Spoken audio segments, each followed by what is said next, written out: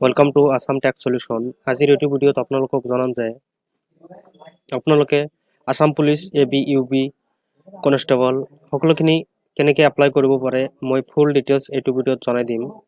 আপোনালোকে যদি ধৈৰ্য সহকাৰে এই ফুল ভিডিঅ'টো চায় তেনেহ'লে আপোনালোকৰ বেলেগ ভিডিঅ' চাব নালাগে। তো বহু মানুহে ভিডিঅ' বনায় ফুল ভিডিঅ' নেদেখায়, মানে এপ্লাই কেনেকৈ কৰে অল ডিটেইলছ নেদেখায়। তো এইটো ভিডিঅ'ত মই ফুল ডিটেইলছ আপোনালোকক দেখাবলৈ যত্ন কৰিম। তো পোনপ্ৰথমে আপোনালোকে ভিডিঅ' ডিছক্ৰিপশ্যনত এইটো লিংক পাই যাব। এই লিংকত ডাইৰেক্ট ক্লিক কৰিলে এইটো ৱেবছাইটত আহি যাব। ৱেবছাইটত অহাৰ পিছত আপোনালোকে ইয়াত ক্লিক অপশ্যনত ক্লিক কৰি দিব, এপ্লাই হিয়াৰ। এইটো অপশ্যনত ক্লিক কৰাৰ লগে লগে আপোনালোকে এইটো পেজত গুচি আহিব। এইটো পেজত অহাৰ লগে লগে ইয়াত চাওক ইনষ্ট্ৰাকশ্যন দিয়া আছে, সকলো ডিটেইলছ ইয়াত আপোনালোকে কেনেকৈ এপ্লাই কৰিব সকলো বস্তু দিয়া আছে।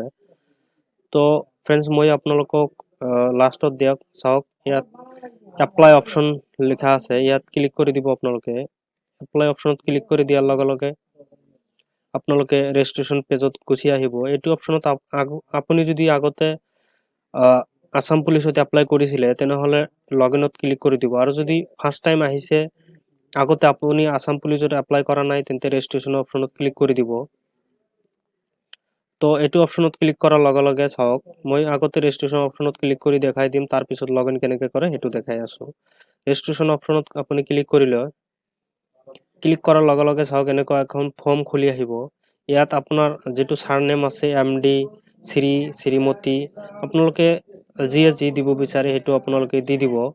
দিয়াৰ পিছত আপোনাৰ ফাৰ্ষ্ট নেম ইয়াত লিখি দিব, মিডিল নেম, লাষ্ট নেম, আপোনাৰ দেউতাকৰ নাম ইয়াত লিখি দিব, আপোনাৰ মাদাৰ্ছ নেম ইয়াত দিব, আপোনাৰ মোবাইল নাম্বাৰটো দিব। তাৰপিছত আপোনাৰ এক্সচেঞ্জ কাৰ্ডত যিটো এক্সচেঞ্জ ৰেজিষ্ট্ৰেশ্যন নাম্বাৰ আছে সেইটো ইয়াত দি দিব।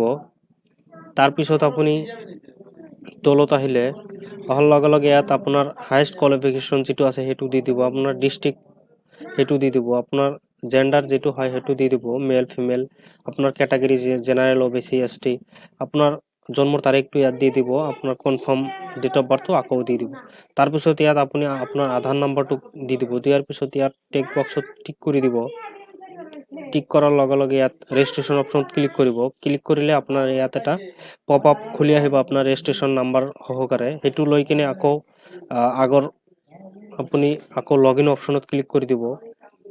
লগ ইন অপশ্যনত ক্লিক কৰিলে ক্লিক কৰাৰ লগে লগে চাওক এনেকুৱা অপশ্যন আহি যাব। আপোনাৰ ID ইয়াত এণ্টাৰ কৰি দিব পাৰে। যদি আপোনাৰ ID মনত নাই বা হেৰাই গৈছে আগতে ৰেজিষ্ট্ৰেশ্যন কৰিছিলে, তো ফ্ৰেণ্ডছ আপুনি ডাইৰেক্ট আপোনাৰ মোবাইল নাম্বাৰটো এণ্টাৰ কৰি দিব আৰু আপোনাৰ জন্মৰ তাৰিখটো এণ্টাৰ কৰি দিব। মই আগতে ৰেজিষ্ট্ৰেশ্যন কৰি তাৰপিছত আপোনালোকক দেখাই আছোঁ।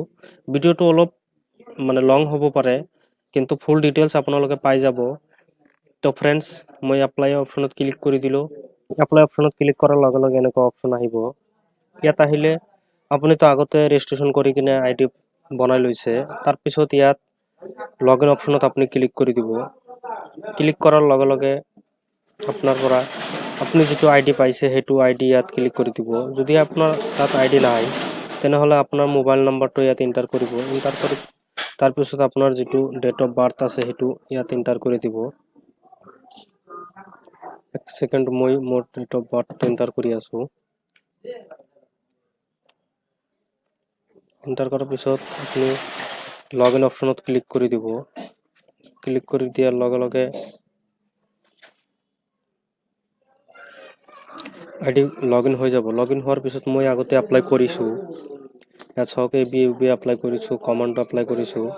চ' ফ্ৰেণ্ডছ, এপ্লাই কেনেকৈ কৰে মই সেইটো আপোনালোকক দেখুৱাই দি আছোঁ।